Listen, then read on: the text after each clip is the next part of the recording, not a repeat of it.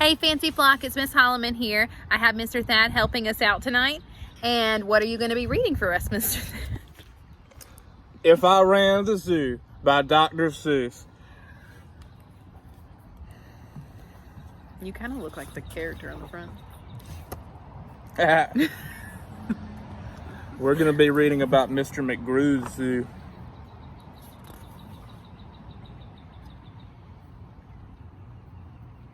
It's a pretty good zoo, said young Gerald McGrew, and the fellow who runs it seems pretty proud of it too.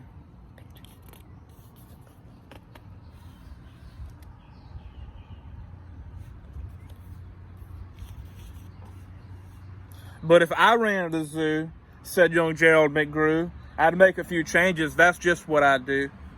The lions and tigers and that kind of stuff they have up here are not quite good enough. You see things like these in just any old zoo. They're awfully old-fashioned. I want something new.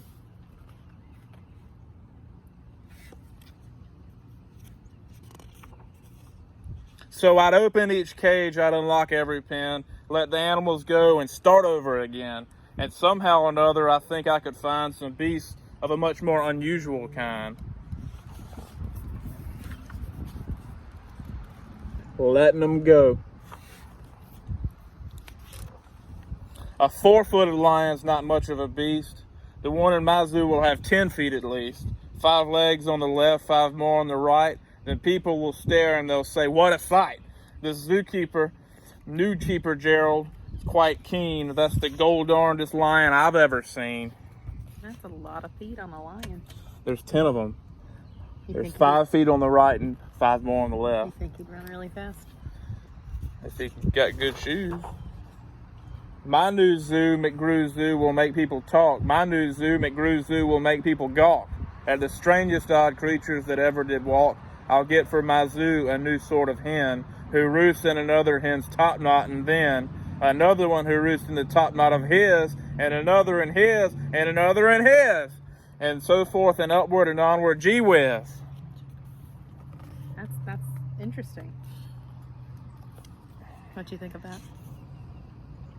It's logistically great because you don't have to have a very, very large place to keep them. But that's just a start. I'll do better than that. They'll see me the next day in my zookeeper's hat coming into my zoo with an elephant cat. See the cat and an elephant. He's walking in on a leash. On the leash. They'll be so surprised they'll all swallow their gum. They'll ask when they see my strange animals come. Where do you suppose he gets things like that from? His animals all have such very odd faces. I'll bet he must hunt them in rather odd places.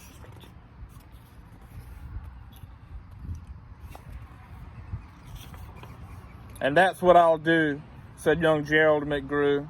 If you want to catch beasts you don't see every day, you have to go places quite out of the way. You have to go places no others can get to. You have to get cold and you have to get wet too. Up past the North Pole where frozen winds squeal, I'll go and I'll hunt in my Skegel-mobile. I'll bring back a family of what do you know? And that's how my new zoo, McGrew Zoo, will grow. Kind of look like walruses.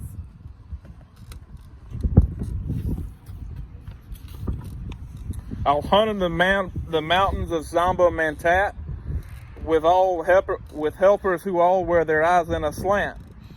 And to capture a flying fluffy bird called a bustard who only eats custard sauce made out of mustard. And also a very fine piece called the flustered who only eats mustard sauce made out of custard. Try saying that 5 times fast. Maybe in a little while. I'll catch them in caves, I'll catch them in brooks, I'll catch them in crannies, I'll catch them in nooks. Scratch them. And that you don't read about in geography books. I'll catch them in countries that no one can spell, like the country of Matafata Potafel. In a country like that, if a hunter is clever, he'll hunt up some beasts that you never saw ever. Never saw ever. I'll load up 5 boats with a family of jotes whose feet are like crows but wear squirrel-kin coats. And they'll sit down like dogs and have voices like goats, excepting they can't sing the very high notes. See all the 5 boats? Yep. And then I'll go down to the wilds of Nantucket and capture a family of lunks in a bucket. Then people will say, now, I like that boy heaps. His new zoo, McGrew Zoo, is growing by leaps. He captures them wild, he captures them meek, he captures them slim, he captures them sleek. Now, what do you suppose he'll capture next week?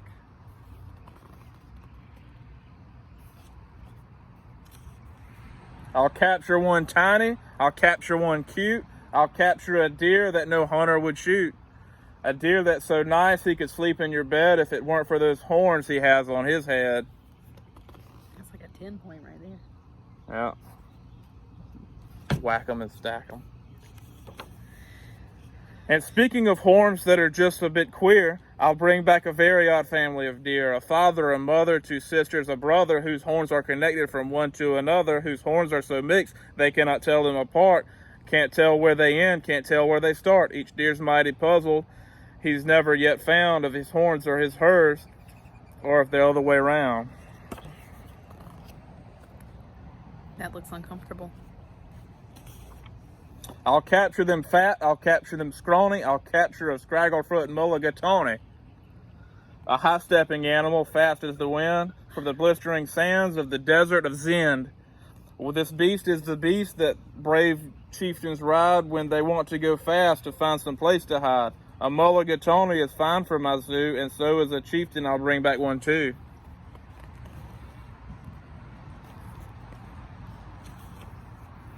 In the far western part of southeast North Dakota lives a very fine animal called the iota, but I'll capture one who is even much finer in the northeastern west part of South Carolina. When people see him, they will say, now by thunder, this new zoo, McGrew Zoo, is really a wonder. I'm gonna wear my hair like that tomorrow. Most beasts are quite friendly, but still in some lands, some beasts are too dangerous to catch with bare hands. For those that are ugly and vicious and mean, I'll build a bad animal catching machine.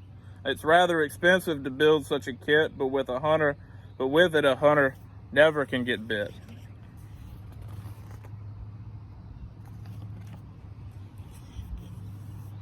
A zoo should have bugs too, so I'll capture a squirrel whose legs are snarled up in a terrible snarl. And then I'll go out and I'll capture some chugs, some keen shooter, mean shooter, bean shooter bugs. Say that 5 times fast. Keen shooter, mean shooter, bean shooter bugs. That was really good. That was only one time though. I'll go to the African island of Yurka. I'll bring back a tizzle-top tufted mazurka, a kind of canary with quite a tall throat. His neck is so long if he swallows an oat for breakfast by the first day of April, they say it has to go down such a very long way that when it gets to the stomach, it's the 15th of May. It's like a giant giraffe. But it's a bird. I know. I'll bag a big bug who is very surprising, a feller who has a propeller for rising and zooming around, making cross-country hops from Texas to Boston with only 2 stops. Now that sort of thing for a bug, it just tops. And when I've caught him, the next thing you know, I'll go and I'll capture a wild tic-tac-toe. With X's that win and zeros that lose, he'll look like a mighty good in his zoo of McGrews.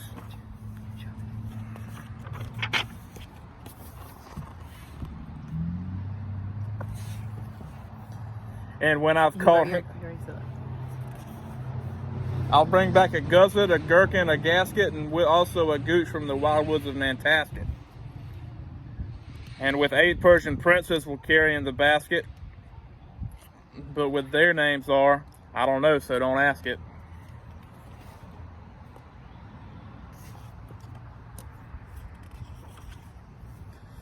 In a cave in Khartoum lives a beast called the Natch. No other hunter has been able to catch. He's hidden for years in his cave with a pout, and no one has been able to make him come out. But I'll coax him out with a wonderful meal that's cooked by my cooks in my cooker mobile.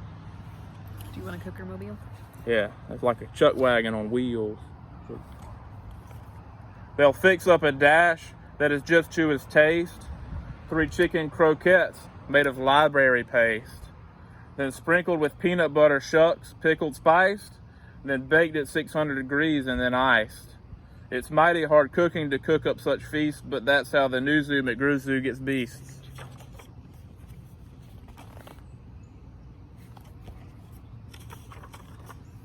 I'll go to the faraway mountains of Topsk, near the rivers of Nopsk, and I'll bring back an Opsk, a kind of thing of a Bopsk, who will eat rhubarb and corn on the Kopsk. Then people will flock to my zoo in a Mopsk. McGrew, they will say, does a wonderful jobsk. He hunts with such vim and he hunts with such vigor. His new zoo, McGrew Zoo, gets bigger and bigger. See the Opsk? Right there, that's the Opsk. Get that COTC. Corn on the Kopsk. You gonna call it that now? COTC is corn on the Kopsk. And speaking of birds, there's a Russian Paluski whose headsky is redsky and belly is bluesky. I'll get one of them for my Zooski McGrewski.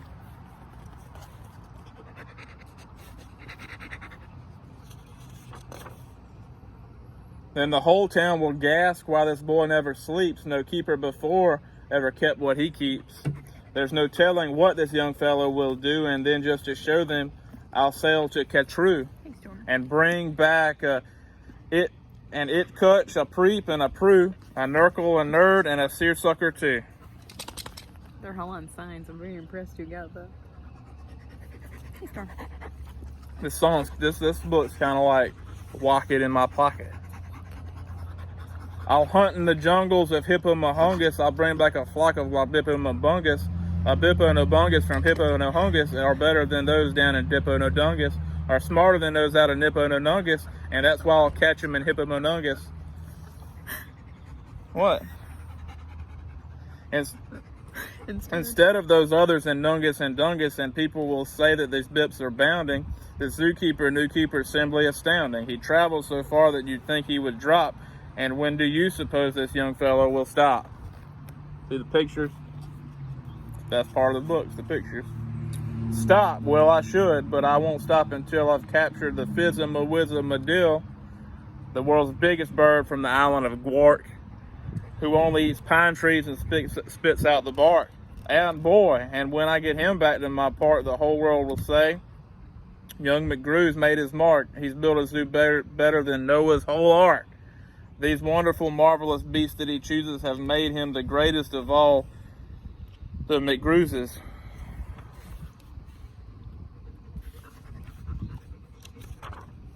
Wow, they'll all cheer. What this zoo must be worth. The gold darnest zoo on the face of the earth.